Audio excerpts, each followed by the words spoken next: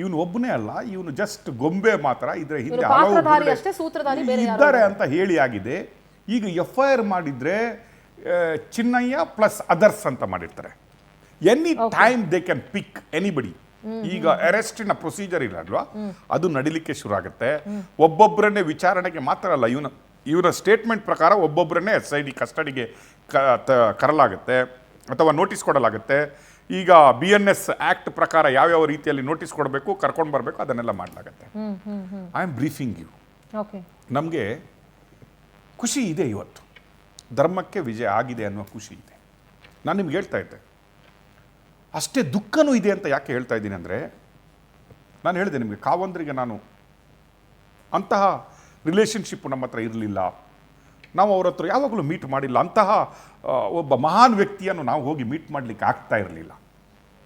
ಈ ಒಂದು ಯಾವಾಗ ಸೌಜನ್ಯ ಹೋರಾಟಕ್ಕೆ ನಾವು ಇಳಿದ್ವಿ, ಅದರ ನಂತರ ನಮಗೆ ಎಷ್ಟೋ ಒಂದು 2 ನಿಮಿಷ 3 ನಿಮಿಷ ಅವ್ರ ಹತ್ರ ಮಾತಾಡಿರ್ಬೋದು ನಾನು. ಅದಕ್ಕಿಂತ ಜಾಸ್ತಿ ಅವರ ಕಾಲಹರಣವನ್ನು ನಾವು ಮಾಡಿಲ್ಲ. ಅವರ ಪಾದಸ್ಪರ್ಶ ಮಾಡಿ ನಮಗೆ ಆಶೀರ್ವದಿಸಿ ಅಂತ, ಸತ್ಯದೊಟ್ಟಿಗೆ ನಾವಿದ್ದೀವಿ ಆಶೀರ್ವದಿಸಿ ಅಂತ ಕೇಳ್ಕೊಂಡು ಬಂದಿರ್ಬೋದು. ಯಾವತ್ತು ನಾನು ಕಾವಂದ್ರನ್ನು ಕುಗ್ಗಿದ ರೀತಿಯಲ್ಲಿ ನೋಡಿಲ್ಲ. ಆ ಶಾಂತಿಯ ಮುಖ, ಆ ನಗು, ಅದನ್ನೆಲ್ಲ ನೋಡಿಬಿಟ್ರೆ ನಾವೆಲ್ಲದನ್ನು ಮರ್ತು ಬಿಡ್ತಾ ಇದ್ವಿ.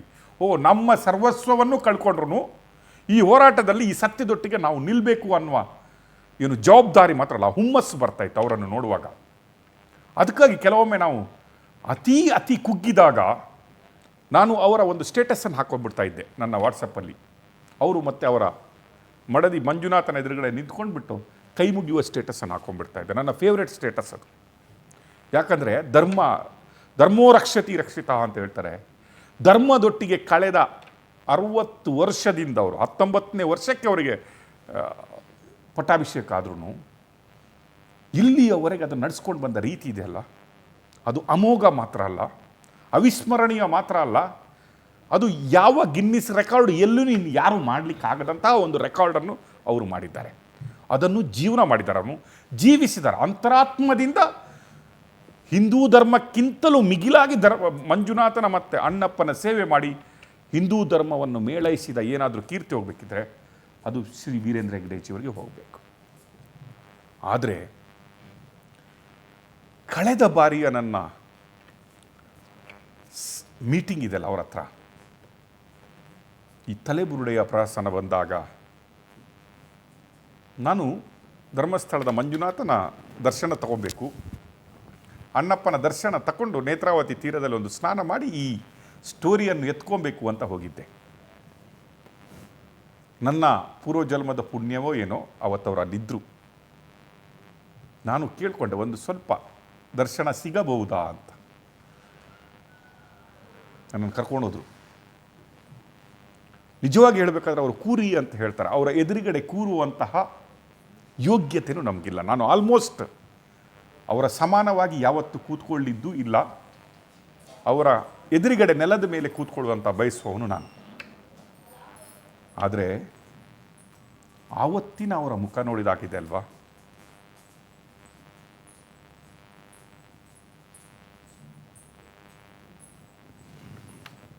I felt Shem. ಈ ದುಷ್ಟ ಸಮಾಜಕ್ಕೆ, ಈ ದುಷ್ಟ ಜನರಿಗೆ ನಾವು ಕೂಡ ಕೈಯಲ್ಲಾಗದ ಹೇಡಿಗಳ ಥರ ಇವರನ್ನು 12 ವರ್ಷ ಹಿಂಗೆ ಬಿಟ್ಬಿಟ್ವ ಅನ್ನುವ ಆ ಕಸಿವಿಸಿ ಇದೆ ಅಲ್ಲ, ನಮ್ಮನ್ನೂ ನಾವು ಕ್ಷಮಿಸಿಕೊಳ್ಳಲ್ಲ ರೀತಿಯಲ್ಲಿ ನಾವಿದ್ವಿ. ಆಗ ಅವ್ರು ಕೇಳಿದರು, ಒಂದು ಮಾತಂದ್ರು ಅವರು, ನನಗೆ ಮಾತಾಡಲಿಲ್ಲ. ನಾನು ಆಗ ಇರುವ ಅಪಪ್ರಚಾರಕ್ಕೆ, ಆಗ ಆಗ್ತಾ ಇರುವ ಅಬ್ಬರಕ್ಕೆ, ಆಗ ಬರ್ತಾ ಇರುವ ಕಮೆಂಟ್ಸ್ಗಳಿಗೆ ಅವರ ಎದುರುಗಡೆ ನಿಂತುಕೊಂಡು ಮಾತಾಡುವಂತಹ ಧೈರ್ಯನೂ ನನಗೆ ಬಂದಿಲ್ಲ.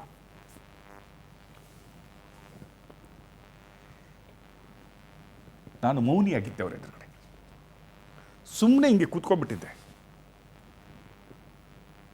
ಅವ್ರು ನಂಗೆ ಅಂದರು, ಹೇಗಿದ್ದೀರಿ ಅಂದರು.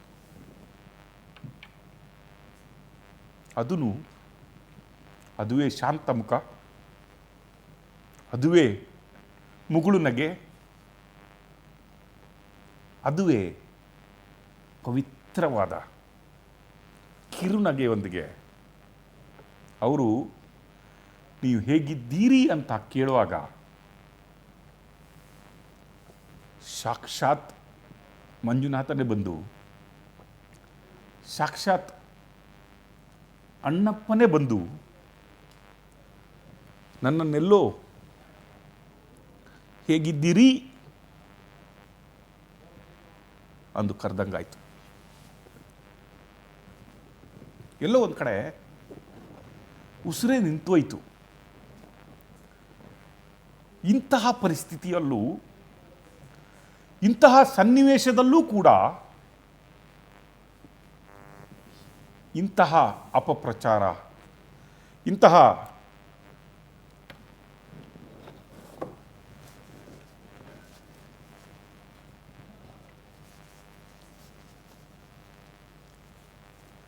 ಸ್ಥಿತಿಯಲ್ಲೂ ಕೂಡ ನೀವು ಕೂತ್ಕೊಂಡು ನಿಮ್ಮ ಬಗ್ಗೆ ಚಿಂತನೆ ಮಾಡದೆ ಹೇಗಿದ್ದೀರಿ ಅಂತ ನಮ್ಮನ್ನು ಕೇಳಿದ್ರಲ್ಲ, ಆವಾಗ ಅನಿಸ್ತು ನಮಗೆ ನಡೆದಾಡೋ ಮಂಜುನಾಥ ಅನ್ನುವ ಪದಕ್ಕೆ ಅವಹೇಳನ ಮಾಡ್ತಾ ಇದ್ದೀರಲ್ಲ, ಆವಾಗ ಅನಿಸ್ತು ನನಗೆ ನೀವು ಕ್ಷಮಿಸಲೂ ನಾವು ಅರ್ಹರಲ್ಲ ಅಂತ. ನಿಮ್ಮನ್ನು ಈ ಸ್ಥಿತಿಗೆ ತರಲಿಕ್ಕೆ ಬಿಟ್ಟಿವಲ್ವ ನಾವು ಈ ಸಮಾಜದಲ್ಲಿ ಇರಲಿಕ್ಕೂ ಅರ್ಹರಲ್ಲ ಅಂತ ನನಗನ್ನಿಸ್ತು. ನಾನವ್ರಿಗೊಂದು ಮಾತಂದೆ, ಪೂಜ್ಯರೇ ನಾವೆಲ್ಲ ನಿಮ್ಮೊಟ್ಟಿಗಿದ್ದೀವಿ ಅಂತಂದೆ. ನಮ್ಮನ್ನು ನಾವು ಸಮರ್ಪಣೆ ಮಾಡಿ ಆದರೂ ನಿಮ್ಮ ಸತ್ಯದೊಟ್ಟಿಗೆ ನಾವು ನಿಲ್ತೀವಿ ಅಂತಂದೆ. ಏನನ್ಬೇಕು ಆ ಹಿರಿಯ ಜೀವ? ನೀವೆಲ್ಲ ಇದ್ದಿದ್ರೆ ಅದು ನನ್ನ ಮಂಜುನಾಥ ಅಣ್ಣಪ್ಪ ಕಳಿಸಿರ್ಬೇಕು. ನನಗಿರುವುದು ಅವರಿಬ್ಬರೇ, ನಾನು ನಂಬುವುದು ಅವರಿಬ್ಬರನ್ನೇ. ನೀವೆಲ್ಲ ಏನಾದರೂ ಬಂದಿದ್ರೆ, ನನ್ನ ಹತ್ರ ಏನಾದರೂ ಸತ್ಯ ಇದ್ದರೆ, ನಾನು ಎಳ್ಳಷ್ಟು ಏನಾದರೂ ತಪ್ಪು ಮಾಡಿದರೆ ಆ ಮಂಜುನಾಥ ನಿಮ್ಮೆಲ್ಲರ ನಮ್ಮ ಹತ್ರ ಕಳಿಸ್ತಾ ಇರಲಿಲ್ಲ. ನಾನು ಯಾರನ್ನೂ ನನ್ನ ಹತ್ರ ಬನ್ನಿ ಅಂತ ಕರೆದಿಲ್ಲ, ನೀವು ಯಾರೂ ನನ್ನೊತ್ತಿಗೆ ಬಂದು ನಿಂತ್ಕೊಳ್ಳಿ ಅಂತ ನಾನು ಹೇಳಲಿಲ್ಲ. ಒಬ್ಬೊಬ್ಬರನ್ನೇ ಮಂಜುನಾಥ ನನ್ನಲ್ಲಿಗೆ ಕಳಿಸ್ತಾ ಇದ್ದಾನೆ. ನಾನು ಜಗತ್ತನ್ನು ನಂಬ್ತಾ ಇಲ್ಲ, ನಾನು ಜನರನ್ನು ನಂಬ್ತಾ ಇಲ್ಲ. ನಾನು ನಂಬ್ತಾ ಇರೋದು ನಾನು ನಂಬುವ ಮಂಜುನಾಥ ಮತ್ತು ಅಣ್ಣಪ್ಪನನ್ನು ಅಂತ ಹೇಳಿದ್ರು.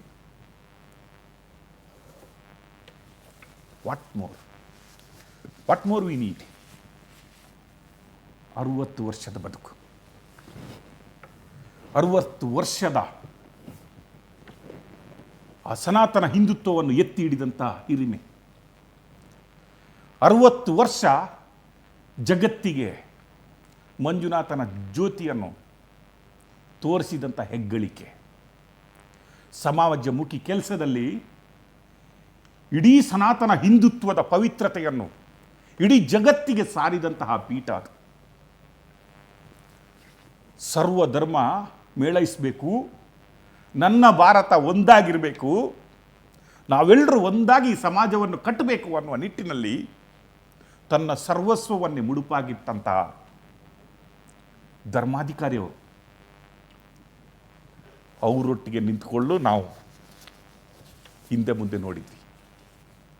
ನಮಗೆ ನಮ್ಮ ಸ್ವಾರ್ಥ ಅಡ್ಡ ಬಂತು, ನಮಗೆ ನಮ್ಮ ಫ್ಯಾಮಿಲಿಯ ಮರ್ಯಾದೆ ಅಡ್ಡ ಬಂತು, ನಮಗೆ ನಮ್ಮ ಕರ್ತವ್ಯಗಳು ಅಡ್ಡ ಬಂದವು, ನಮಗೆ ಯಾವುದೋ ಒಂದು ಪುಂಡು ಪೋಖರಿಗಳು ಮಾಡುವ ಏನು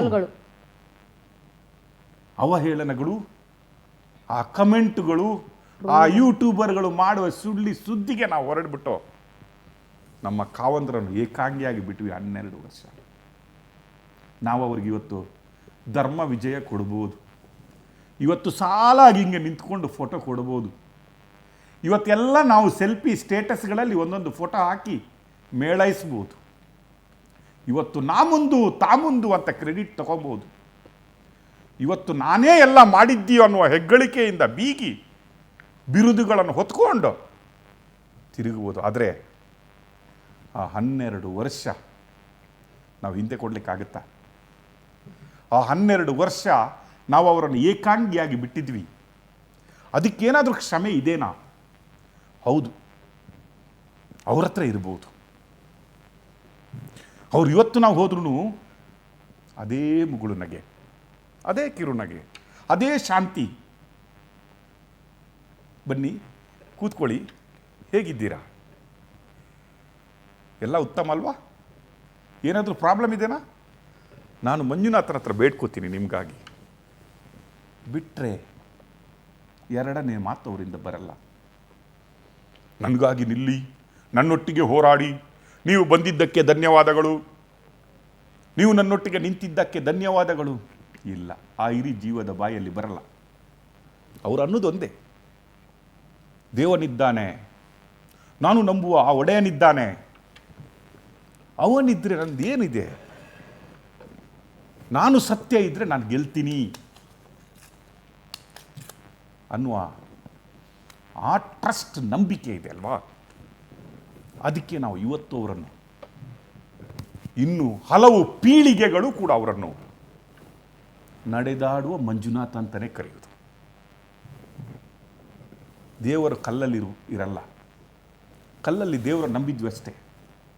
ಕಲ್ಲೂ ಕೂಡ ಪೂಜೆ ಮಾಡಿ ಮಾಡಿ ಮಾಡಿ ಮಾಡಿ ದೇವರಾಗ್ತಾನೆ. ಮನುಷ್ಯ ದೇವರಾಗಿ ಹುಟ್ಟಲ್ಲ, ಮನುಷ್ಯ ಮನುಷ್ಯನಾಗೇ ಹುಟ್ಟತಾನೆ. ಅವನು ಮಾಡಿದ ಕೆಲಸ ಕಾರ್ಯಗಳು, ಸಮಾಜಮುಖಿ ಕೆಲಸಗಳು, ಅವನ ಭಕ್ತಿ, ಅವನ ಟ್ರಸ್ಟ್, ದೇಶಕ್ಕಾಗಿರುವ ಆ ನಿಯತ್ತಿದೆ ಅಲ್ವಾ, ಅವನನ್ನು ದಿನದಿಂದ ದಿನದಿಂದ ದಿನದಿಂದ ಆಗಿ ದೇವರಾಗಿ ಕೊಂಡ್ಬರ್ತದೆ. ಆ ರೀತಿಯಾಗಿಯೇ ವೀರೇಂದ್ರ ಜೈನ್ ಅವರು ವೀರೇಂದ್ರ ಹೆಗ್ಗಡೆಯಾದರು. ವೀರೇಂದ್ರ ಹೆಗ್ಗಡೆಯವರು ನಡೆದಾಡುವ ಮಂಜುನಾಥ ಆದರು. ನಮಗೆ ಪೂಜ್ಯರಾದರು, ನಮ್ಮ ಕಾವಂದರಾದರು. ನಾವು ಧನ್ಯರು. We are blessed. ಅವರಿರುವಾಗ ನಾವು ಜನ್ಮ ತಾಳಿ ಅವರ ಸೇವೆ ಮಾಡುವ ಏನಾದರೂ ಭಾಗ್ಯ ಆದರೂ ಸಿಕ್ಕಿದಲ್ಲ ನಮಗೆ, ನಾವು ಪುಣ್ಯಾತ್ಮರು. ಬಟ್ ನಮ್ಮನ್ನೆಲ್ಲ ಆ ದೇವರು ಶ್ರಮಿಸ್ತಾನಂತ ನನಗನ್ಸಲ್ಲ. 12 ವರ್ಷ ಅವರನ್ನು ಏಕಾಂಗಿಯಾಗಿ ಬಿಟ್ಟು, 12 ವರ್ಷ ಅವರನ್ನು ಒಬ್ಬ ಅನಾಥನನ್ನಾಗಿ ಥರ ಬಿಟ್ಟು, ಅವರಿಂದೆಲ್ಲ ಪಡ್ಕೊಂಡ್ಬಿಟ್ಟು ಅನುಭವಿಸ್ಕೊಂಡು ಅವರನ್ನು ಏಕಾಂಗಿಯಾಗಿ ಬಿಟ್ಟು ಹಿಂದ್ಗಡೆಯಿಂದ ಕಮೆಂಟ್ಸ್ ನೋಡಿಸ್ತಾ ನಗ್ತಾ ಅನುಭವಿಸ್ತಿದ್ವಲ್ಲ. ಆ ಮಂಜುನಾಥ ಅಣ್ಣಪ್ಪ ಏನಾದರೂ ನಮ್ಮನ್ನು ಕ್ಷಮಿಸಬೇಕಾದ್ರೆ ಅಲ್ಲಿ ಹೋಗಿ ನಾವು ಕ್ಷಮೆ ಕೇಳಬೇಕಾಗ್ಬೋದು. ಎಷ್ಟು ಜನರಿ, ಎಷ್ಟು ಜನ ಜೀವನ ಕಟ್ಕೊಂಡಿದ್ದಾರೆ. ಗ್ರಾಮೋದ್ಯೋಗದಲ್ಲೇ ಒಂದು 30,000 to 40,000 ಎಂಪ್ಲಾಯೀಸ್ ಉದ್ಯೋಗಾವಕಾಶ. ಯಾವ ಗವರ್ಮೆಂಟ್ ಕೊಡುತ್ತೆ? ಯಾವ ಇನ್ಸ್ಟಿಟ್ಯೂಷನ್ಗಳು? ನೀವು ನೋಡಿ, ಧರ್ಮಸ್ಥಳ, ಉಜಿರೆ, ಅಲ್ಲಿಗೆ ಹೋಗಿ ನೋಡಿ. ಆ ವಿಲೇಜ್ಗಳು ಇರುವುದೇ ಯಾವುದ ಬುನಾದಿ ಮೇಲೆ ಅಂತ ನೋಡಿ. ಅಲ್ಲಿದ್ದುಕೊಂಡೇ ನಿಯತ್ತು ತೋರಿಸಿದಂತಹ ಕಿರಾತಕರು, ನೀಚರು ಇವರು. ಧರ್ಮಸ್ಥಳ ಪಾವನ ಆಗಿದ್ದು ಯಾವಾಗ ಗೊತ್ತಾ? ಧರ್ಮಸ್ಥಳದ ಜನತೆ ಮೊನ್ನೆ ಎದ್ದುಬಿಟ್ಟು, ಕಾವಂದ್ರೆ ನಾವು ನಿಮ್ಮೊಟ್ಟಿಗಿದ್ದೀವಿ ಅಂತ ಸೇರ್ಬಿಟ್ಟು ಗೂಸ ಕೊಟ್ರಲ್ಲ, ಆವತ್ತೇ ಧರ್ಮಸ್ಥಳ ಪಾವನ ಆಗಿತ್ತು. We feel shame not standing with them in right time. ಇವತ್ತು ನಾವು ವಿಜಯೋತ್ಸವ, ಅವರ 12 ವರ್ಷ ನಾವು ಹಿಂದೆ ಕೊಡಲಿಕ್ಕಾಗತ್ತಾ? ಅವರು ಕೇಳಿದ ಮಾತುಗಳನ್ನು, ಅವರು ಒಳಗಡೆ ಪಟ್ಟ ಸಂಕಟಗಳನ್ನು ನಾವೇನಾದರೂ ಹಿಂದಿರಿಸ್ಲಿಕ್ಕಾಗತ್ತಾ? ಅವರ ಒಂದೊಂದು ನಿಮಿಷಗಳನ್ನು ನೀಚರು, ಲಫಂಗರು ಶಾಂತಿಯನ್ನು ಹಾಳು ಮಾಡ್ತಾ ಇದ್ರು ಕೂಡ. ಇನ್ನೊಂದು ಇಂಪಾರ್ಟೆಂಟ್ ಏನು ಗಮನಿಸಬೇಕು ಅಂದರೆ, ಗಮನಿಸೋದು ಅನ್ನೋದಕ್ಕಿಂತ ಇನ್ನೊಂದು ದುರಂತ ಏನು ಅನ್ಸುತ್ತೆ ಅಂದರೆ, ಯಾವನೋ ಬಂದು ಒಂದು ವಿಡಿಯೋ ಮಾಡಿ, ಯಾರೋ 10 ಜನ ಪುಂಡು ಪೋಖ್ರಿಗಳು ಒಂದು ಸಭೆ ನಡೆಸ್ಬಿಟ್ಟು ಬೇಡದಿರೋ ಭಾಷಣ ಮಾಡಿದ ತಕ್ಷಣ ಹಿಂದೂಗಳೇ, ಸಾಕಷ್ಟು ಜನ ಹಿಂದೂ ಧರ್ಮದವರೇನೆ ಡೌಟ್ ಪಡೋ ತರ ಆಗೋಯ್ತು. ಅವ್ರು ಹಿಂದೂಗಳಲ್ಲ ರೀ, ಡೋಂಟ್ ಕಾಲ್ ದೆಮ್ ಹಿಂದೂಗಳು ಪ್ಲೀಸ್. ಆ ಕಾವಿ ಹಾಕೊಂಡು ಆ ನೀಚರುಗಳನ್ನು ಹಿಂದೂಗಳಂತ ಕರಿಬೇಡಿ. ಅವರು ಅಂತ ಹೇಳ್ತಿಲ್ಲ ಸರ್, ಜನನೇ ಆಗ್ಲಿ. ಈಗ ಧರ್ಮಸ್ಥಳಕ್ಕೆ ಹೋಗಿ ಅಲ್ಲಿ ಸಿಗುವಂತ ಊಟ ಪ್ರಸಾದ ಸೇವನೆ ಮಾಡಿ, ಅಲ್ಲೇ ಹೋಗಿ ಕಾಣಿಕೆ ಹಾಕಿ, ಅಲ್ಲೇ ಒಂದು ಇದಕ್ಕೆ ಹೋಗಿ ಬರುವಂತವ್ರೇನೆ ಯಾರೋ ಒಂದು ವಿಡಿಯೋ ಮಾಡಿದ ತಕ್ಷಣ ಅದನ್ನ ನಂಬುತ್ತಾರೆ. ಯಾರೋ ಒಂದು ವಿಡಿಯೋ ಮಾಡಿದ ತಕ್ಷಣ ಧರ್ಮಸ್ಥಳ ಮತ್ತು ವೀರೇಂದ್ರ ಹೆಗ್ಗಡೆ ಅವರ ಮೇಲೆ ಅನುಮಾನ ಪಡ್ತಾರೆ ಅಂತಂದ್ರೆ ಎಲ್ಲಿದೆ ಸರ್ ನಂಬಿಕೆಗೆ ಬೆಲೆ? ನಂಬಿಕೆಗೆ ಎಲ್ಲಿ ಬೆಲೆ ಇದೆ ಅಂದ್ರೆ ಯಾವ ಅಂದ್ರೆ ಕರ್ನಾಟಕದಲ್ಲಿ ಎಷ್ಟೋ ಧಾರ್ಮಿಕ ಕ್ಷೇತ್ರಗಳಿದಾವೆ, ಅಂದ್ರೆ ಯಾವ ಧಾರ್ಮಿಕ ಕ್ಷೇತ್ರದ ಬಗ್ಗೆ ಯಾರು ಏನಾದ್ರೂ ಒಂದು ವಿಡಿಯೋ ಮಾಡ್ಬಿಟ್ಟು ಬಿಟ್ಬಿಟ್ಟ ತಕ್ಷಣ ನಂಬಿಡ್ತಾರಾ? ನಂಬುದಲ್ಲ. Is it like that? ನಾನು ಹೇಳಿದಲ್ವಾ, ಇದೊಂದು ಕ್ರಾಂತಿ ಆಗಬೇಕು ಅನ್ನೋದು. ಯಾವ ಕ್ರಾಂತಿ ಅಂದರೆ ಇದು ಧರ್ಮಸ್ಥಳ ಮತ್ತು ಅಣ್ಣಪ್ಪ ಯಾವ ರೀತಿಯಾಗಿ ಇದನ್ನು ಸೆಲೆಕ್ಟ್ ಮಾಡಿದಾನಂದರೆ, ಈ ರೀತಿಯ ಆಗು ಹೋಗುಗಳು ಎಲ್ಲ ಕಡೆ ಆದ್ರೆ ನಾವು ಹೇಳಿದ್ವಿ ಟಾರ್ಗೆಟ್ ಎಲ್ಲೆಲ್ಲಿ ಶುರು ಆಯಿತು ಅಂತ ನಾವು ಹೇಳಿದ್ವಿ. ಟಾರ್ಗೆಟ್ ಶಬರಿಮಲ ಶುರು ಆಯಿತು. ಶಬರಿಮಲೆಯ ಏನು ಸಂಸ್ಕೃತಿ ಇದೆ, ಅಲ್ಲಿಯ ನಿಯಮಾವಳಿಗಳಿಗೆ ಮೀರಿ ನಾವು ಮಾಡ್ತೀವಿ, ಏನಾಗುತ್ತೆ ನೋಡೋಣ ಅಂತ ಆಯಿತು. ಎರಡನೇದಾಗಿ ಎಲ್ಲಿವರೆಗೆ ಹೋಯಿತು? ಎರಡನೇದಾಗಿ ಶನಿಸಿಂಗನಾಪುರ ಹೋಯಿತು. ಅದರ ನಂತರ ಸದ್ಗುರು ಈಶಾ ಫೌಂಡೇಶನ್ಗೆ ಬಂತು, ಧರ್ಮಸ್ಥಳಕ್ಕೆ ಬಂತು. ಆದರೆ ಶಬರಿಮಲೆಗೆ ಹೆಣ್ಣು ಮಕ್ಕಳು ಹೋಗಬೇಕು ಅನ್ನುವರು ಯಾಕೆ ಮಸ್ಜಿದಿಯಲ್ಲಿ ಹೆಣ್ಣು ಮಕ್ಕಳು ನಮಾಜ್ ಮಾಡಬಾರ್ದು ಅಂತ ಹೋಗಿಲ್ಲ ಅನ್ನುವ ಪ್ರಶ್ನೆಗೆ ಎಲ್ಲೂ ಈ ಬುದ್ಧಿಜೀವಿಗಳು, ಎಡಬಿಡಂಗಿಗಳು ಅಂತ ಹೇಳ್ತೀವಲ್ಲ ನಾವು, ಕಮ್ಯುನಿಸ್ಟ್ಗಳಂತ ಕರಿತೀವಲ್ಲ ನಾವು, ಅವರಿಂದ ಬರಲ್ಲ. ಯಾಕಂದ್ರೆ ಅವ್ರು ಯಾರು ಕ್ಷಮಿಸಲ್ಲ. ಮತ್ತೇನ್ರಿ ಅವನಿಗಿನ್ನು ಅರಮನೆ ಕರ್ಕೊಂಡು ಹೋಗ್ತಾರ? ಇನ್ನು ಊಟನೂ ಬೇಕಾದ್ರೆ ಧರ್ಮಸ್ಥಳ ಅನ್ನಛತ್ರದಿಂದ ನಮ್ಮ ಪೂಜ್ಯರು ಹೇಳ್ತಾರೆ, ಅವನಿಗೆ ಹಸಿವಾಗಿದೆ ನೋಡಪ್ಪ, ನಮ್ಮಲ್ಲಿ ಕೆಲಸ ಮಾಡಿದಾನೆ, ಸ್ವಲ್ಪ ಊಟ ಕಳಿಸ್ಕೊಳ್ಬಿಡಿಯಪ್ಪ ಅಂತ ಬೇಕಾದ್ರೆ ಹೇಳ್ಬೋದು ಅವರು ಅಂತ ಮಹಾತ್ಮರು. SIT ಕಚೇರಿಗೂ ಬೇಕಾದ್ರೆ ಊಟ ಕಳಿಸ್ಕೊಡ್ತಾರೆ. ಅನ್ನ ನಮ್ಮ ಅವನಿಗೆ ಕೊಡು, ಏನೋ ಅವನ ಟೈಮ್ ಸರಿ ಇಲ್ಲೇ ಇರಬೇಕು, ಶನಿ ಹೆಗಲೇರಿರಬೇಕು, ಏನೋ ಮಾಡ್ದ, ಕ್ಷಮಿಸ್ಬಿಡು, ಅವನಿಗೆ ಊಟ ಕಳಿಸು, ಊಟ ಇಲ್ಲ ಅಂತ ಹೇಳ್ತಾರೆ ಬೇಕಾದವರು. That is what. But here ನೀವು ಹೇಳಿದ್ರಲ್ಲ, ಸೋಷಿಯಲ್ ಮೀಡಿಯಾ ಅನ್ನುವ ಒಂದು ಕ್ಯಾಂಪೇನ್ ಇದೆ ಅಲ್ವಾ, ಇದು ದೇಶದ ಪರಮ ಶತ್ರು ಆಗ್ತಾ ಇದೆ. ಸೋಷಿಯಲ್ ಮೀಡಿಯಾ ಅನ್ನುವ ಈ ಯೂಟ್ಯೂಬರ್ಗಳು ಇದಾರಲ್ಲ, ಐ ಆಮ್ ಟೆಲಿಂಗ್ ಯು, ಯೂಟ್ಯೂಬ್ಗಳಂತ ಹೇಳಿದ್ರೆ ಒಳ್ಳೆ ರೀತಿಯ ಯೂಟ್ಯೂಬ್ಗಳನ್ನು ಮಾಡ್ಬೋದಿತ್ತು.